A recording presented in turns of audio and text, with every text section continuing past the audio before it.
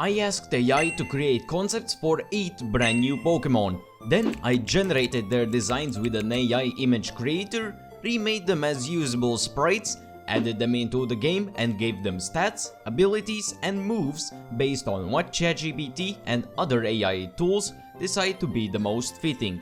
Here are the rules, and let's finally start. Just like usual, we start the game, have a chat with a random bozo in a dark room, only to tell my name is Retro, somehow survive a trip at the back of the truck, discover my superpower is controlling the time by just adjusting the clock, somehow stop my urge to instantly upon arriving steal my neighbor's stuff, then find the dude getting mauled by a raccoon while his sack with balls is laying on the ground. Huh, those are some pretty weird balls you got there. Haven't seen these types of fellas before.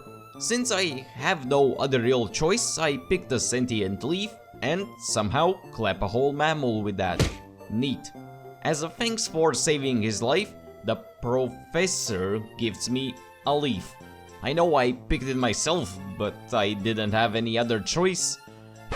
Wait, its face is hitting me with a flashback. Although I created these AI Pokemon in a different order, I will be using them in an order based on their stat totals, since you probably can imagine that going through the game by starting with a 500 plus base stat Pokemon would be kind of boring to watch. Anyways, let me show you all of the steps with the first one, then for the rest I'll speed through them quicker. First, I generated a description for the design and some other stuff with ChatGPT. I copy and paste it into an AI image generator, choose the best image and import it into a pixel art program. Then remake the design into a usable sprite while keeping it close as possible to the original image. I also create a back sprite, then an icon for which I get an existing one for their colors, since if you don't use the existing ones, it will get messy. Finishing the assets, I add all of the sprites to the game with a tool called Gen 3 Hacking Suite. After adjusting everything, I go to the rest I also need to replace, like the stats, level up moveset, and then the rest. Lastly, I make a cry with an AI tool, convert it to a low definition format, then use a cry editor to import the new cry. Now, time to make them available in the game. For Leaflet, I make it as a starter, but for the rest I use the advanced map to edit routes near each respective gym and add them as available encounters. So just like that, I have created the new Fakemon, which was mostly done by AI. Now, back to the Nuzlocke. End of flashback. Now that I'm finally getting used to my bizarre surroundings, I decide I may help out May by beating her in the battle, but get destroyed in a race back to the lab where I get the dex and a pair of balls. I think I'm sensing a common theme running in this family. To clear my mind from some unholy spears, I get some new shoes that restore my legs' running powers. Rush through the local routes while having fun beating up some kids. I mean, beating up some kids' pets, wait, that's worse. Running away from consequences of my actions, I meet up with a kid who's nagging my dad for a Pokemon, only to push the responsibilities of dealing with a kid to someone else, just like he did with me. While having a great time going through the routes and being on a power trip with a single leaf that's built like a wet toilet paper, I decide that after a short grind, the most sensible thing is taking on the gym. After getting the EXP just right to evolve in battle, I battle Roxanne with a 1-2 absorbing knockout against the Pebbles. But Nosepass on the other hand is a real handful with plenty of rock tombs to pass around. On Leaflet's skull. With a Leech Seed, Oranberry and dumb AI plays, I somehow make it out of the battle. Anywho, time for another encounter, which is our next member, Floroff. Now that we catch it, time for a quick intermission. For Floroff, I asked ChatGPT to give me an idea for a Fakemon that would be available in the first half of the game, which of course ends up being another small grass type. But on the bright side, it's at least very cute. I wonder what horrid creation did the AI make to end up being flagged though. Anyways, after creating all of the sprites for it, I finally get to see the battle and data side of the Fakemons. After adding the sprites, inputting the feeble stat total, a surprisingly good moveset, and also other stuff like abilities and Pokédex info. As for HM compatibility, our little pal Florov somehow is able to use Cut, Strength, Rock Smash and Dive. Looks like our buddy here is a ripped swimmer. Back to reality with a Pico rescue, I get a live to do for town, in which before hitting the cap I go straight for Brawly. We fumble the start a bit with unlucky crits and early Oranberry, but take it out soon enough. I spam Gust and take the Onion out, set Leech Seed, switch to Florov and cheese it out with Sleep, only to quickly reach an anticlimactic finish. Now that's fun and all, but time for the best part. Hunting for the next AI abomination in the depths of a cave, which is a perfect place for lion. Sure, works for me. Speaking of work though, speeding through the process of making the front sprite, cutting corners in a somewhat literal sense with the back sprite. After the icon, we move on to the background stuff like stats, for which I ask the AI to make the stats based on something you can find in the mid-game, for which we get a 470 total. Works for me. The abilities are Blaze and Guts, but the best part is learning that, no joke, our flaming feline here is capable of flight. Well, no wonder airports don't exist in Hoenn. I think my new pal here is missing quite a bit of vitamin D, cause that's a pretty vibrant green. Well, back to being the mailman for Steven to get permission for travel to Slateport. Whatever, dad. You know what's next. Teach some kids on a bright sunny day what fear feels like, cause havoc in a local soda shop, show some grunts the power of AI monstrosities, which just ends up with their boss planning to drown all of the unnatural creatures that are appearing in Hoenn. But I'm sure it's no cause for concern. I stroll through the upcoming routes and oh, hey, the rival's here too. Like I was saying, we move on and reach Mauville. Show Wally how reality is often disappointing and crush the kid's spirit. Why would we do something so cruel? Well, the entity, I mean kid, was in my way, which slows down my progression. Wait, entity? Progression? Am I becoming cold-hearted just like the AI's creation, which are just soulless and recycled replicas of what we love?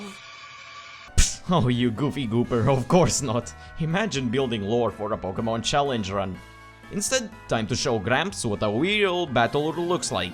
I lead with Florov to set Leech Seed and put Voltorb to sleep. Set Focus Energy up with Embury, so I can spam Flame Wheel until I reach Manectric, for which I change my strat to Flame Wheel, but with a lucky burn. With the power of Ironic RNG, I take it out with no issue and get the next badge. After getting HM Strength for Embury, the real treat is getting the next AI Mon, Aqua. Now let's see what we got here. Although 4th, Aqua was the first one I made, so it took longer due to me figuring out the basics. As for other aspects of Articuno's non-ice type cousin, the limits of the Game Boy Advance sprite color limit of 16 were very noticeable, hence giving me a tougher time of getting the palette right. Though the one thing that did not have AI involved were the back sprites, which instead of generating them, I made those based on the AI design. But to make up for that, the AI of course gives it a stat total of 530 and 110 being in special attack. I mean, I ain't complaining, but I'll complain about ChatGPT thinking Levitate would be a good ability. But on the other hand, it is compatible with every HM except Hut. Okay, now time for a quick speedrun to leverage by traveling up the mountain, abuse a nice old lady's kindness by constantly sleeping at her house, reach the next town and head to Meteor Falls to help out the constantly harassed researchers, Continuing on, it's time for leverage. I head back to the volcano, disrupt both of the Grand Team actions since their activities would stand straight in my way of dominating the Hoenn League by just using AI creatures. I mean, if you know how to adapt to this new innovation in the region, then they actually can be pretty useful. Rushing through the grand crowd, I reach Maxi, who, after mumbling about his beliefs, battles me to stall my progression. But the opposite happens by me smacking his team into a new age. I'm slowly becoming unstoppable. Oh, I'll actually take some cookies, please. But while tumbling down the side of the volcano, I accidentally find the next AI Pokemon. Yet I cannot escape, and just like that, it devours my innocent little leaf. AI could really help my team evolve and develop quickly, but without precaution it can greatly harm the great things we already have. So with more caution in mind, I reach Leverage Town and move on with my task, no matter how difficult it may get. I calculate the best holes to enter until I pop in front of Flannery. Say, hold up, wait a minute, something ain't right. Then with dedication to show what I've learned from AI, I start a battle by risking with Sleep and Leech Seed. But of course it fails. I continue by setting up a light screen, then switch to Embrace for focus energy strats. But forget about magnitude, that thankfully rolls just a 5. I continue with the initial strategy and start blasting Stab Silk Scarf boosted strengths. I start with a lucky crit, smash the Slugma with another critical hit, but the biggest challenge has started only now. Camerupt, then Torkoal if I make it that far. Thanks to countless hours of playing this game, I remembered that for some reason it has no ground moves, so I continue the onslaught with another critical hit. But now the final beast is out, Torkoal. Seeing no other choice, I go for the same move once again, which does a third while it sets the sun. Thankfully, the next move is a crit, but it doesn't go down. Expecting a heal, I just go for the same thing twice, but no luck this time. I take an overheat to my face, which results with now only one unit left. So not giving up yet, I set a light screen, only to get taken down with the same crit luck that helped me greatly. But hey, at least one positive with AI is when something doesn't work, you can just start again. Wait, that's what usually happens, never mind. Attempt 2, let's just speedrun this. I arrive and obtain a leaf with the Pokédex, help out the local Make-A-Wish Foundation by tutoring a kid on how to catch her ults, yawn while taking out Roxanne, travel over to Dewford to get a badge from Brawly, introduce my AI pal's fists to what's on Pokemon Faces, go side questing in the mountains, then Volcano, and soon enough, it's time for round 2 against the opposer of advancements, Flannery. This time, I lead with Florov to put her lead to sleep after missing 2 times and dodging overheat, then switch to take an overheat. I Feather Dance and set a screen, then after it drops 6 stages of special attack, I put it to sleep.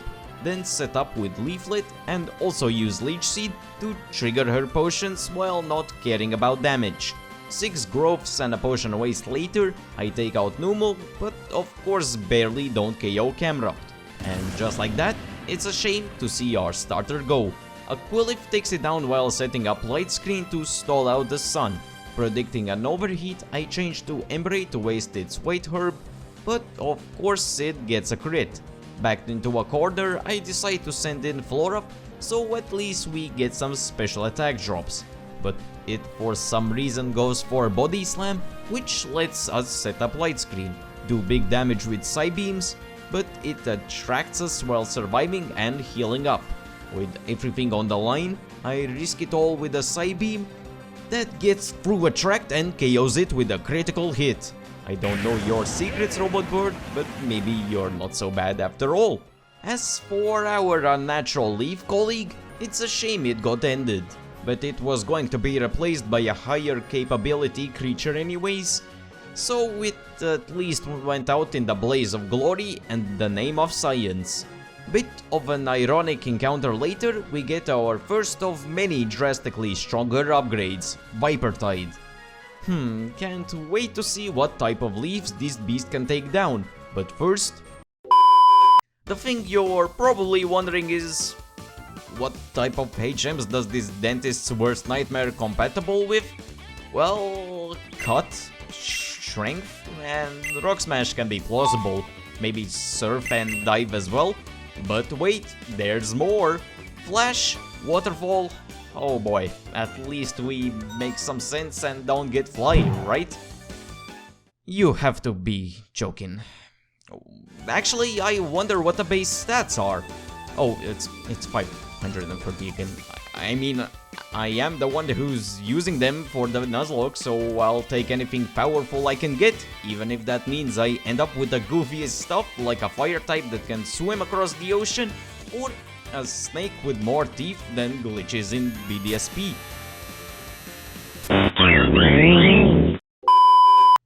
Let's put these shoes to the test and run a marathon back to Petalburg, up next being the 5th gym.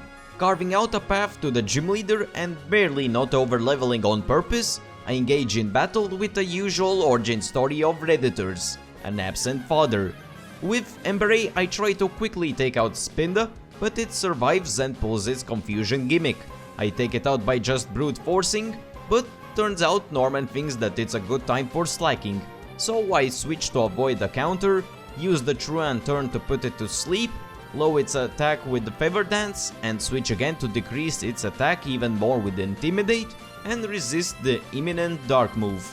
Knowing that slacking has way lower special defense than defense, I spam Sludge Bomb combined with Paralysis Cheese until it goes down. I paralyze Vigoroth as well to do some good damage, while forgetting that it has of course Facade. But a Psybeam from a base 110 special attack does the job. Lastly, to not risk a belly drum, I just deal the most damage possible and take it down easily enough. With another win in the bag, I get Surf and soon after find the next artificial friend, with a new creation process. Let's start off strong by the AI deciding on the base stat total to be 530 yet again, highest being 110 to attack and 100 to speed. We also get a hilariously goofy HM compatibility again, which this time is Flame Shrine being compatible with everything except Flash. The one thing that could make sense for the fire type is not learnable. The funniest part though is that this enormous equine is fire and ground type, which just makes this scenario that much more ridiculous.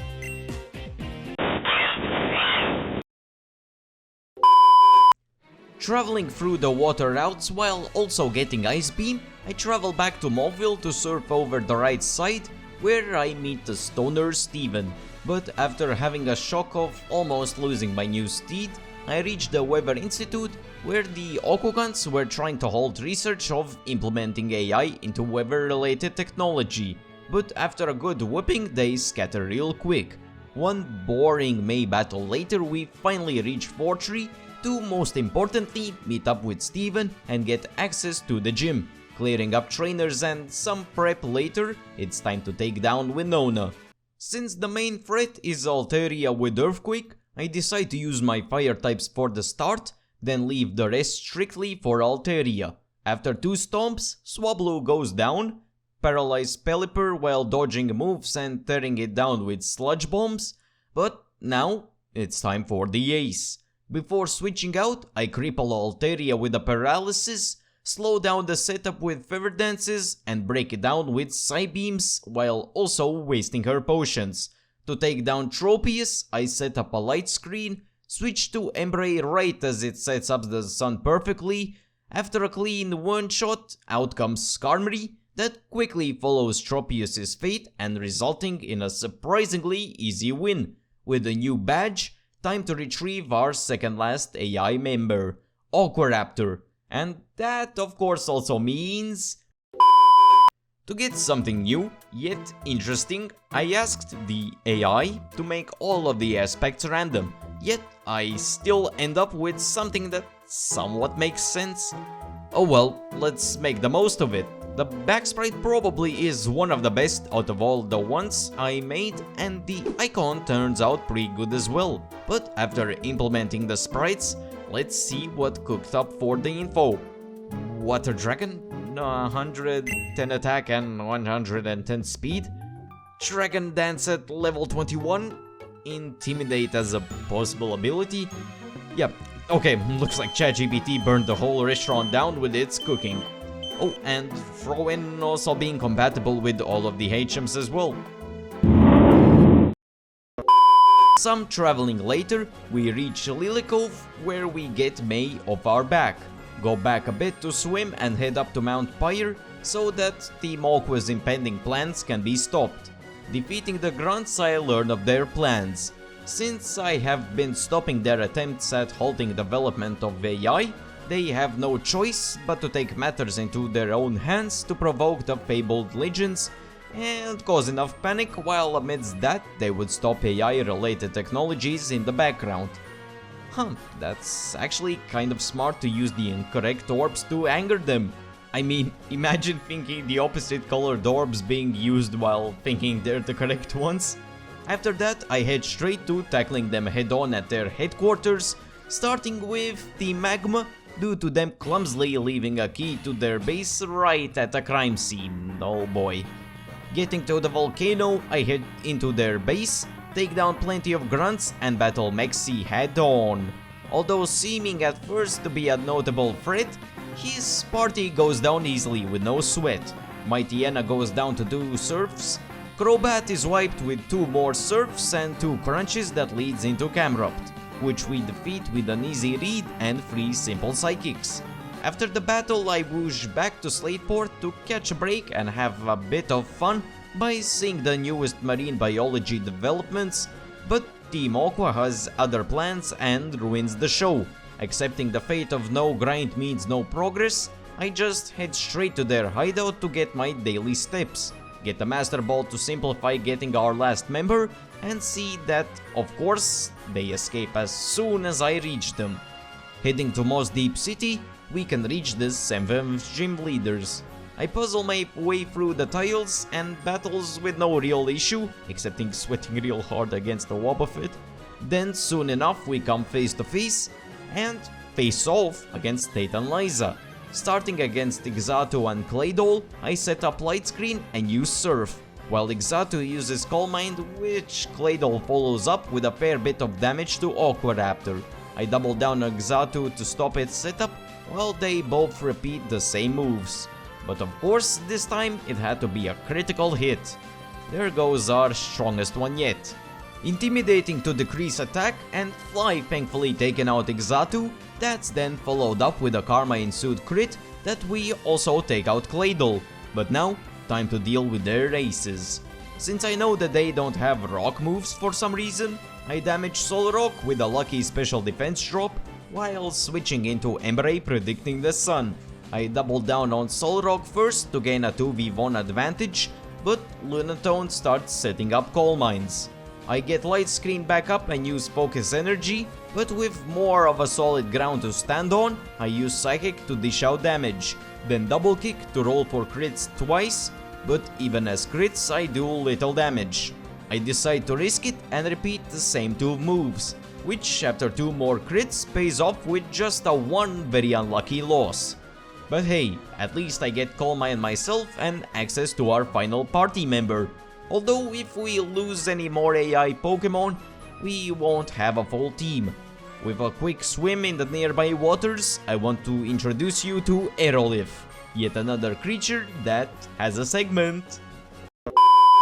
To make it more special, I tell ChatGPT to generate a concept for a Fakemon that does not repeat types and to be fitting for an endgame encounter. And of course, the types already have been used, which are Dragon and Psychic, yet the stat total is 635. Anyways, just like you would expect, the sprite took the longest, not only because of trying to decipher the mess of a design, but also transferring that to a 64x64 canvas. After 2 hours of making the sprites, I add them to the ROM. If a 635 base stat total wasn't crazy enough, Aerolith has a Dragon Dance on level 17 and Calm Mind at level 41 in its level up moveset. Not only that, but it can also learn all HMs and a third of all the TMs. So, who's ready for a massacre? Back to the grind, we meet up with Stone Cold Steven and stop Teen Magma's now way too unhealthy obsession with trying to halt the developments you've probably too tired of hearing already. Which at this point I'm just guessing that Maxi and Co is actually just salty someone else came up with a way to do less work first. Wait, that actually makes sense. Anywho, want to knock out for the grunts and a team up double battle later, I obtain dive and head down to put an end to these antics and follow them into the underwater cave. Fiddle around with some goofy puzzles and finally reach Archie. You know what time it is. One sleep and switch Calm Mind setup later, it's quick one and done sweep.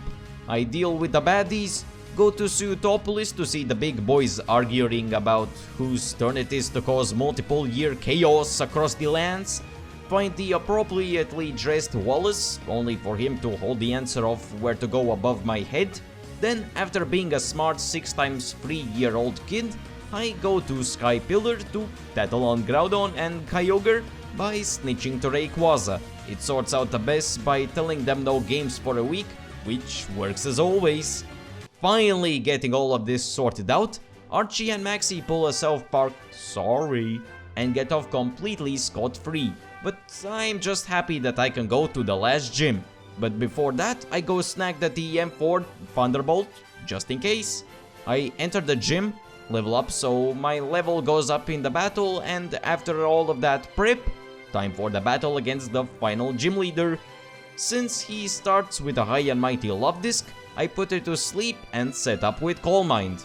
With Aerolith, I easily use Calm Mind 3 times, which leads into me using Thunderbolt for Love Disc, Dragon Claw for Kingdra, 2 Thunderbolts for Celio and Crawdaunt, Psychic for Whiscash with a sprinkle of a crit on top, then an anticlimactic relief of stress when seeing that the battle is over. Of course, the last gym is the easiest out of all of them. So, now that only the Elite Four and Champion is left, the goal for now is to head for Victory Road. Except a quick battle with Wally, so let's just...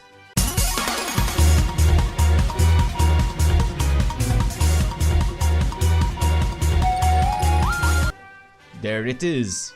To make this interesting, the level cap will apply to each of the Elite Four members. With that being said, let's see how good are the artificially made Pokemon replicas compared to the real deal. So, just like that, let's finally begin with... Sydney. I lead with Floraf to put his Mightyena to sleep, use 2 Swords Dances and sweep with Flame Stride, 2 Earthquakes, 2 Flameflowers, and then another Earthquake for his ace. Thankfully, Sydney ends up being no struggle. Next up, Phoebe. I start the same, then kind of go for the same strat with Flame Stride to defeat all of her Pokemon with Earthquakes. Got to say, when it comes to efficiency, the AIs are pretty top notch. Not really creative though. Let's see what happens with Glacia though. She leads with a happy little Celio, but for me it's... Yep, Floraf. But hear me out, instead of Flame Stride, let's go with Aerolith. Though it woke up instantly, so with just 1 Calm Mind I start the onslaught with a crispy 1-hit KO by Thunderbolt. The same for the first Glalie with Psychic, cook the second Celio with T-Bolt, Psychic for the second Glalie, and for the final Big Blue, instead the usual Thunderbolt, it's a critical Thunderbolt. Only the most creative content here, folks. Finally, let's see what Drake can cook up for us. Especially since Ice Beam turns out to be a waste. So of course we start the show with the honorable mention MVP Floraf and its Sleep Powder. But now, Aerolith will spam Dragon Claw instead. Yay! 2 Calm Minds later, I start with a giveaway for Dragon Claws. Our lucky winners are... Shelgon, Altaria, Flygon, Salamence, then last but not least our final winner, it's Kingdra. congrats to our winners, we'll see what they can offer us next time. So, while I prepare for the champion, let's play a little game of Who's That Sweeper? For the first one we got A, Flora. Next up is B, Aqua, and the underdog of these options, C, Flamestride. Write your answer down below. You did it? You're sure? Well, okay, cause it's revealed in 3, 2, 1. Yep, it's the Aerolith. What did you even see? The last 4 battles? So, our big final battle against the champion Wallace. We start with Flora against the big blue balloon, which, say it with me, uses Sleep Powder. And with a nice follow-up, we, say it with me once more, switch to Aerolith, correct. Now, count along. 1 Calm Mind, 2 Calm Minds, 3 Calm Minds. Just like that, you probably know the rest. Thunderbolt for Wailord, Psychic for Tentacruel, Thunderbolt for my Lotican Gyarados as well, but then a switch to Viper Tide? Gotcha! Of course, it's just Psychic times 2. I imagine going off the perfectly calculated path. Not me. So, looks like AI is pretty good at making powerful Pokemon. But is it really that cool? I mean, isn't Pokemon's main appeal winning with your favorites, no matter how strong or weak? Well, AI did make pretty capable Pokemon, but that's it. No matter how I changed up the prompts, it always went for the strongest concepts, while the designs and inspirations were overall lacking. So, just like the real thing, using AI will accomplish your desired task with the utmost efficiency, but just with that and only that in mind. I mean, nothing will beat the heart and soul put into any work, so for me, I'll take my Lydians, Watchdogs, Simisears or anything alike that have had care put into them, no matter how the outcome turned out. Or I just made a whole video to justify the fact I like Watchog and Lydian. See ya!